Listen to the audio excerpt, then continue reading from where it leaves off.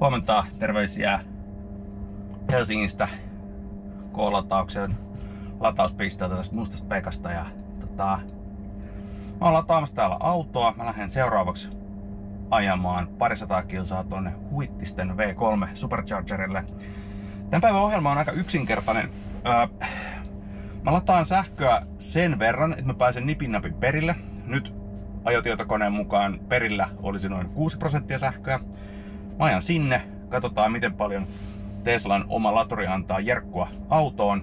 Ja sit mä lataan taas just sen verran, että mä pääsen Paimioon, missä on tämmönen Ionityn suurteholaturi. Ja sit mä lataan Ionityllä sen verran, että mä pääsen takas Helsinkiin. Tän koko turneen tarkoitus on tietysti se, että tulee testattua tän auton ajo-ominaisuuksia. Ja sitten toisaalta tulee testattua se Suomen ainoa V3 Superchargeri, joka noin periaatteessa pitäisi ladata tätä autoa 250 kilowatilla. Saa nähdä miten käy. Tää on mun mielestä ihan mielenkiintoista. Jaahas. Sitten liikkuu.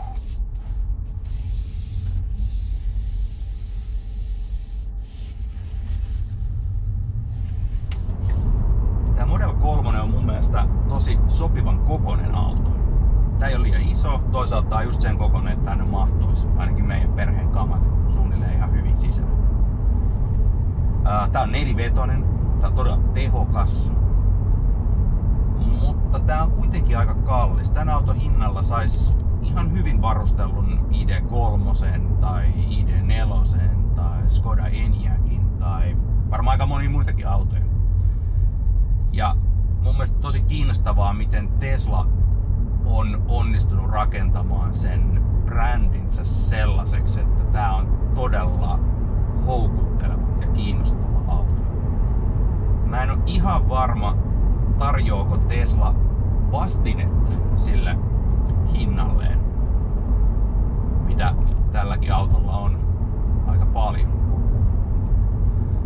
Yksi semmonen ihan selkeä etu Teslalla kuitenkin on verrattuna about kaikkiin muihin sähköautovalmistajiin. Ja sehän on tietysti Teslan oma pikalatausverkko, tämmönen Supercharger-verkko. Se on käytännössä koko Pohjois-Amerikan alueelle levittäytynyt. Se on myös Euroopassa, koko Euroopan alueella. Suomessa Supercharger kattaa niin karkeasti eteläisen Suomen, mutta Tesla on tällä hetkellä julkistanut suunnitelman, jossa näitä asemia rakennettaisiin ihan Käsivarren Lappiin asti sillä tavalla, että ne mahdollistaisi ajamisen Helsingistä Rovaniemelle ja sitten siitä edelleen Kilpisjärvelle ja sieltä vaikka Norjan verkkoihin sitten kiinni. Mitä se latausteho vaikka 200 kilowattia, niin mitä se tarkoittaa? No oikeastaan, jotta se voisi ymmärtää, niin täytyy vähän ymmärtää sähköopista. Mä yritän kertoa tämän asian lyhyesti. Kotona, kun kytkee vaikka kahvinkeittimen tai mikroaaltouunin pistorasiaan, niin siitä pistorasiasta saa parhaimmillaan 2 tai 3 kilowattia tehoa. Sellaisella latausteholla tämmönen auto latautuu tyhjästä täyteen ehkä 35 tunnissa tai jotain sellaista. Eli siis melkein 2 vuorokaudessa voisi ajatella. Sellaiselle lataukselle on paikkansa, mutta nyt tänään mä en ole kiinnostunut semmoisesta latauksesta. Sen sijaan mä oon kiinnostunut tästä pikalataamisesta. Mä aloitin aamulla K-latauksen latauspaikalla. Se laturi antoi 39 kilowattia, siis yli 10-kertaisesti sen, mitä tavallinen kotipistorasia antaisi. Ja sillä teholla tämmöisen auton lataaminen tyhjästä täyteen kestäisi semmoinen 1,5 tuntia, ehkä vähän reilu. Sitten on olemassa suurteholatauslaitteita ja niissä teho vaihtelee aika paljon, mutta on ehkä syntymässä vähitellen semmoinen konsensus, että 150 kilowattia tehoa on semmoinen yleinen suurteholatauksen teho. Läheskään kaikki autothan ei pysty ottaa tämmöistä tehoa vastaan. Yksi parhaiten lataavista autoista on Audi e-tron, jolla mä ajoin viime kesänä Suomessa semmoinen 1900 kilometriä. Myös Tesla kaikki Teslat, myös tää 3 lataa hyvin sillä 150 kW ja ehkä parhaiten lataa sitten Porsche Taycan ja e-tron GT-autot. 150 kW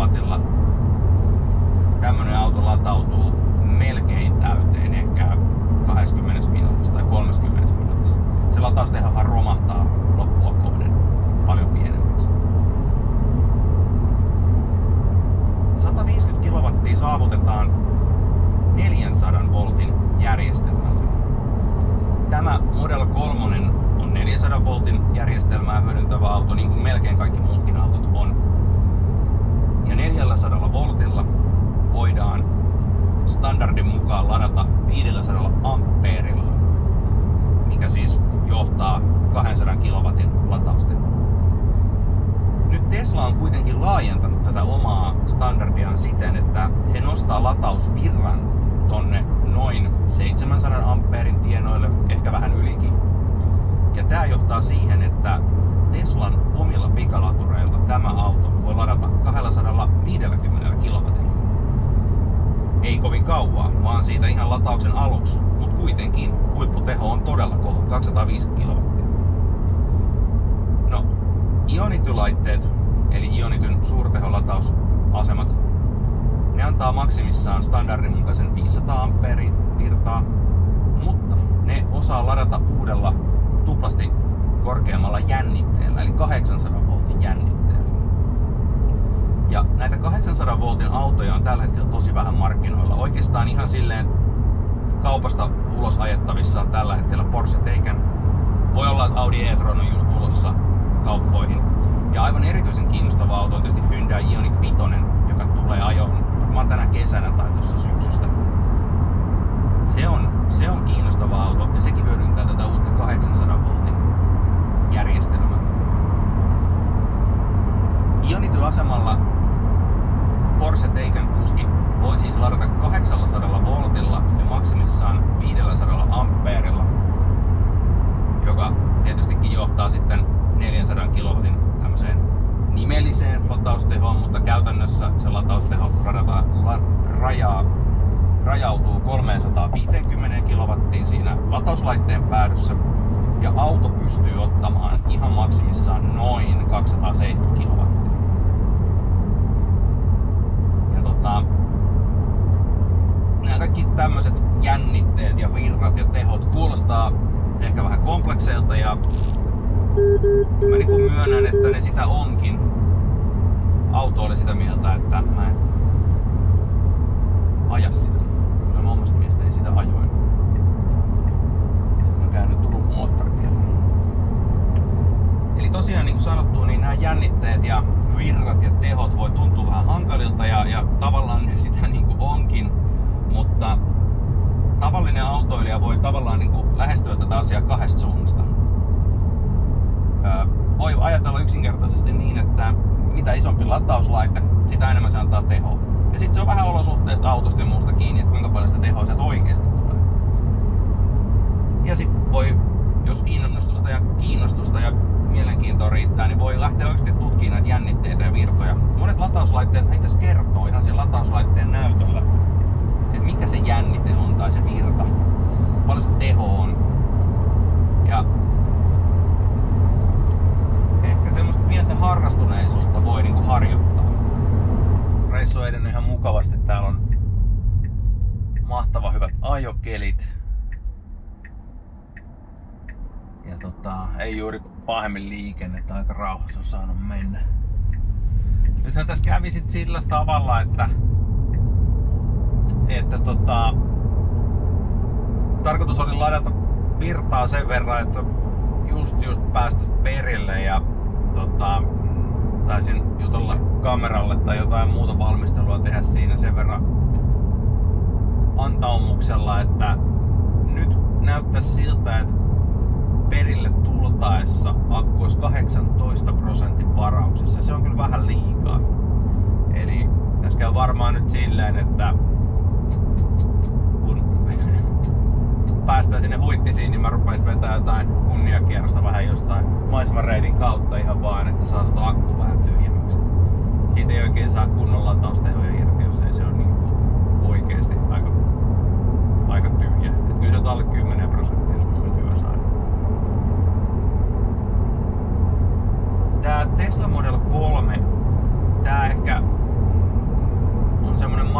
aikojen yksi parhaista niin sanottuja pitkän matkan autoja. Eli tässä on tosi hyvässä balanssissa auton akkukapasiteetti, jota on ehkä noin 75 kWh. Ja auton paino, joka on selkeästi alle 2 tonnia. Ja toisaalta myös hyvin matala ilmanvaihto. Ja sitten se suuri lataus. Eli jos haluaa ajaa autolla tosi pitkää matkaa, harvahan haluaa ja harvalla on semmoinen tarvis, mutta jostain syystä se on tässä sähköautoskenessä tullut semmoiseksi mittariksi, että kuinka pitkälle sillä pääsee ja kuinka nopeasti sillä ajaa vaikka Lappiin. Tää Tesla Model 3 on kyllä tosi mainio peli. Tällä hetkellä mun kulutus on 15,6 kilowattituntia satasella. Ja se on kyllä tosi vähän, että jotkut Hyundait menis varmaan vähän pienemmällä. Veikkaisin, että ID3 Volkswagenilta menis snadisti isommalla. Mut sit kuitenkin tää akku on aika iso. Ja tää ennen kaikkea lataa tosi nopeasti noilla Teslan omilla latureilla ja sen lisäksi näillä standardin mukaisilla CCS-latureilla. Niin tää on sitä kautta ajatellen kyllä aika mainio peli. Nopea lataus, pieni kulutus, iso akku.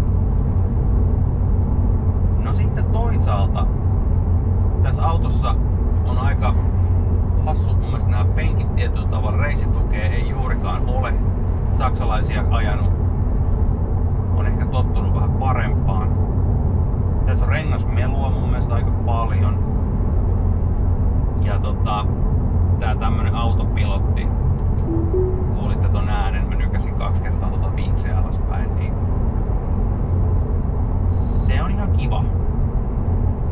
Ei se nyt ihmeitä tee, mutta se on vähän semmonen epävarma mun mielestä välillä. Välillä se on vähän epäjohdonmukainen. Mutta ihan kiva kaistavahti, ei siinä mitään. Ja tämmönen vakionopeuden säädinhän toimii tosi hyvin, mutta jos sit ajatellaan vaikka sen kykyä tunnistaa liikennemerkkejä ja noudattaa nopeusrajoituksia, niin on niitä parempiakin. Ei tää mikään erityisen hyvä siinä suhteessa. Ohjaustuntuma tässä Model 3 on vähän semmonen, mä sanoisin, että tää on keinotekoinen. Ei, tavallaan tässä on niinku, tää on tarkka, silleen herkkä ja tarkka niin kuin hyvällä tavalla. Mut sit mä huomaan, että toi sähköinen ohjaustehostin luo tähän semmoista huonoa luonnottomuutta. Et joka on ajanut vaikka 20 vuotta sitten tai 15 vuotta sitten vähän semmosia ei niin hyviä sähköisiä ohjaustehostimia, niin tietää sen fiiliksen, kun rattia kääntäis, ikään kuin tuntee, että siellä on nyt joku sähkömoottori vähän silleen hassusti avustamassa tai hidastamassa.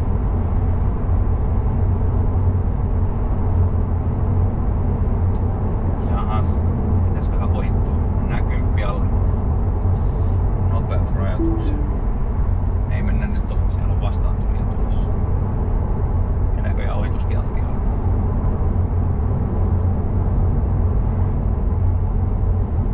Mä oon ton toisen sosiaalisessa mediassa ja blogimaailmassa tunnetun sähköautoilijan eli e-autoilijan kanssa vähän viestitellyt ja näyttää siltä, että me ehkä tavattais tuossa Paimiossa. Se olisi aika siistiä. Mä en oo tavannut koskaan e-autoilijaa, mutta tiedän, että hänellä on hyvinkin samanlainen Model 3 ajossa.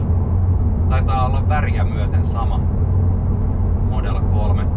Tosi kiinnostavaa vähän vaihtaa ajatuksia siitä, että mikä tää oikea autoja on tää 3. Ensin mennään tonne V3 Superchargerille. Noniin, tässä sitten ollaan Huittisissa. Olihan toi ihan mielenkiintoinen kokemus sinänsä verrataan aikaisempaan. Eli mut yllätti se, että toi kaapeli, mikä tuossa V3-laturissa on, niin on itse asiassa ohuempi kuin mihin mä oon tottunut. Vaikka suuremman virran takia siinä pitäisi periaatteessa olla paksumpi kaapeli. En tiedä mitä se on tehty. Toinen juttuhan on se, että kyllähän se teho hullu kova oli. Eli mä olin tuossa kuvaamassa auton ympärillä. Mä en ihan tarkkaan tiedä mikä se huipputeho oli. Se talletui kyllä videolla, katsotaan se sieltä myöhemmin. Mutta mä en näkee, että pitkälti yli 200 kilowatin mentiin. Eli on kuvaavaa, että mulla tuli vähän kiire nimittäin lopettaa se latauskin jo kesken kaiken, koska tästä on paimio on joku vähän reilu 100. Ja nyt tässä kävi taas niin, että mulla tuli vähän vahingossa niin pitkälti yli 100 kilsaa lisää rangea autoon. Pitkälti alle 10 minuuttia. Ehkä joku 5 minuuttia, 7 minuuttia taisi olla tuo latausaika. Todella nopea latausaika. Todella niin kuin hieno latauskokemus, jos näin voi sanoa. Kyllä Tesla on tämän lataushomman virittänyt upeasti. Tää on aivan upea keksitty tää Supercharger. Yksi kysymys, mikä mulle tuolla Instagramin puolella tuli, oli tämmönen, että varmaan kuulitte ton piippauksen. Tää auto on aika herkkä niinku herjaamaan siitä, että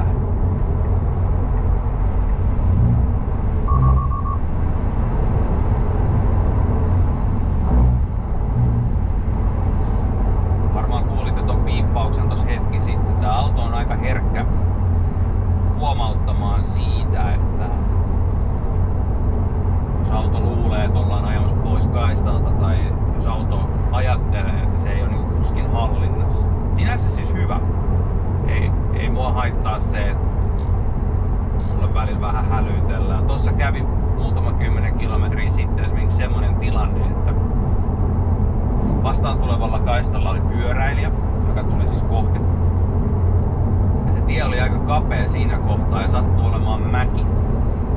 Ja oli tietysti ihan selvää, että eihän mä näe sinne mäen taakse ja sieltä ehkä on tulos autoilija tai sitten ei, joten mä vedin varmuuden vuoksi ihan tonne laitaan kaistaa, jotta mahdollisesti vastaan tuleva autoilija voisi väistää sitä pyöräilijää mahdollisimman hyvin. Ja niinhän siinä sitten kävi, että sieltä tulikin autoja. Siinä oli hetken aikaa meitä 3 vierekkäin, oli pyöräilijä ja 2 autoilijaa. Ei mitään käynyt, mutta kyllä autolla kaikki nämä hälyttimet ulvo. Auto varmaan luuli, että mä oon ajamassa ulos kaistalta, kun mä ajoin oikeastaan aika tarkkaan reunaviivan päällä.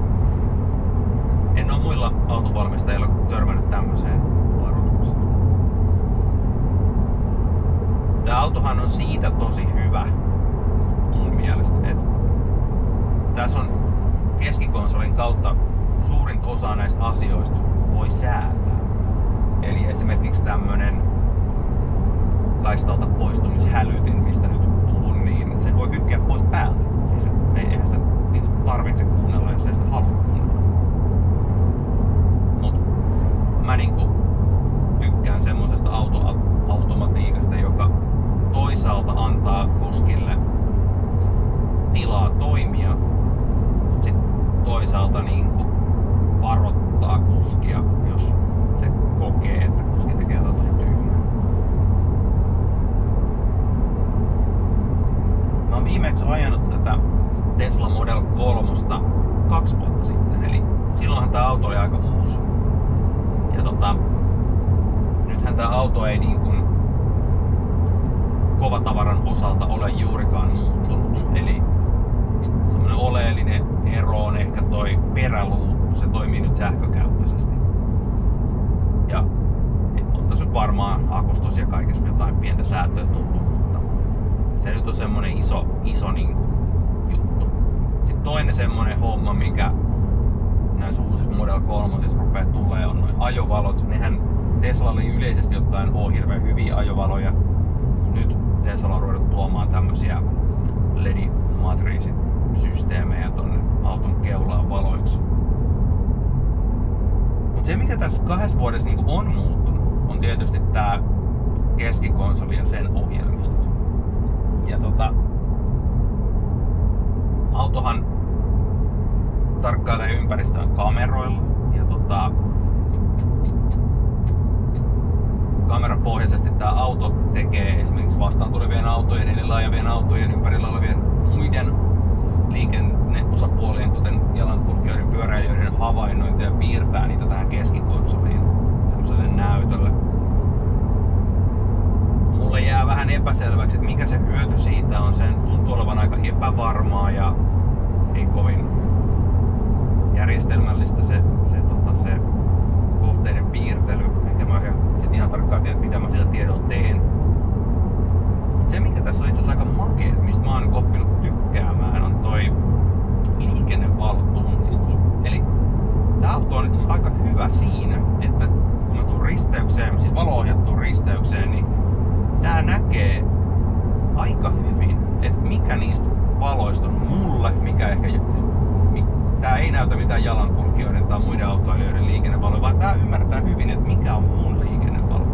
Ja jos sattuisi käymään vaikka niin hassusti, että en ihan heti huomaisi valojen vaihtumista vihreältä, niin tää auto antaa semmosen pienen äänimerkin, että hei, valo vaihtui, että olisiko syytä mennä. Mun mielestä se on todella hyvä ja toimiva feature.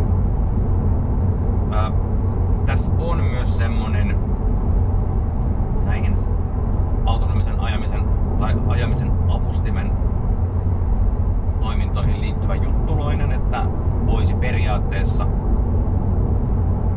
ajaa liikennevaloista läpi siten, että täältä vaikkapa viiksejä painamalla aina kuittaisi autolle, että joo, valo on vihreänä, ajan eteenpäin. Ja sitten se auto, jos ei jättäisi tämän liikennevalon kuittaamatta, niin se auto pysähtyisi aina liikennevaloihin.